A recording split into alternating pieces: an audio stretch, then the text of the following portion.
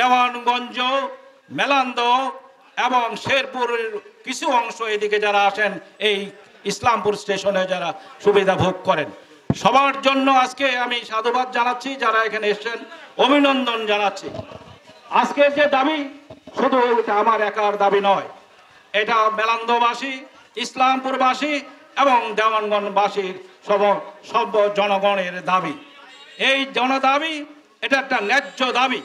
একটা জাতির উন্নয়ন হয়, যে সমস্ত উপাদান প্রয়োজন হয় তার মধ্যে যোগাযোগ ব্যবস্থা প্রথম এবং প্রধান। সেই যোগাযোগ ব্যবস্থা ঢাকা থেকে দেওয়ানগঞ্জ পর্যন্ত, আগে ছিল বাহাদুরাবাদ পর্যন্ত।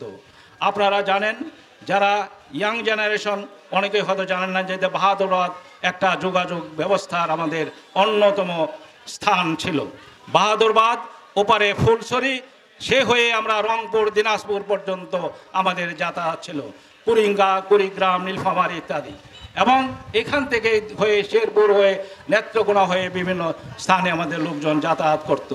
আজকে সবচাইতে এই গুরুত্বপূর্ণ সেক্টর, গুরুত্বপূর্ণ এই বিষয়টি আমাদের জন্য, বিশেষ করে ইসলামপুরবাসীর জন্য খুবই নেগলেক্টেড।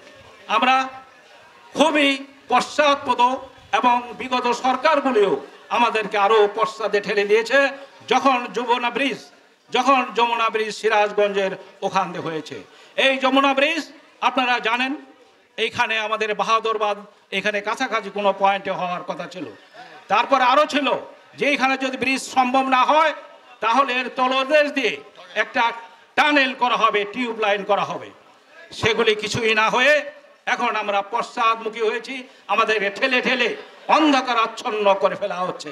এই এলাকার মানুষগুলিকে কেউ মানুষ বলে গণ্য করছে না। সুতরাং আমাদের আজ সোচ্চার হতে হবে। গণদাবি পরিণত হয়েছে এই যোগাযোগ ব্যবস্থার জন্য।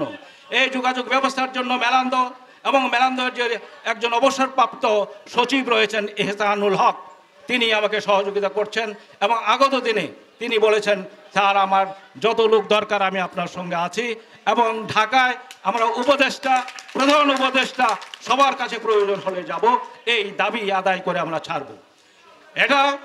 এই যে একটা ট্রেন লাইন দেখছেন, এই ট্রেন লাইন ব্রিটিশ আমলে স্থাপন করা হয়েছে। তারপরে এখানে সেখানে শুধু গুজামিল দিয়ে চলছে।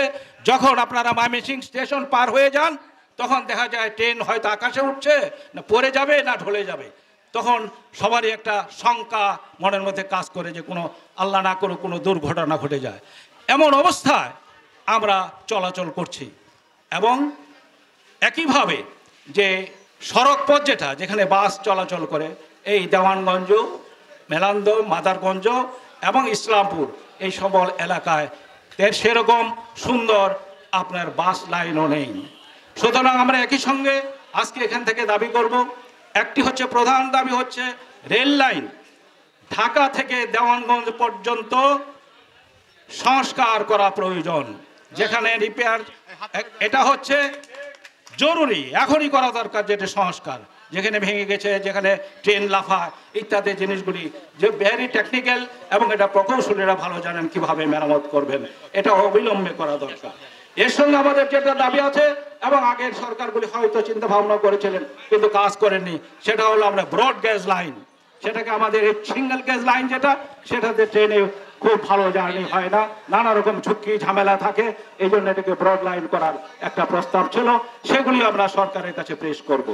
এবং আজকে ইমিডিয়েট আরেকটি যেটা জিনিস, চট্টগ্রামে একটা দ্বিতীয় ক্যাপিটাল বলা হয়, ব্যবসায়ী দ্বিতীয় ক্যাপিটাল চিটাগাং, সেই চট্টগ্রামের সঙ্গে আমাদের কোনো যোগাযোগ ব্যবস্থা নেই।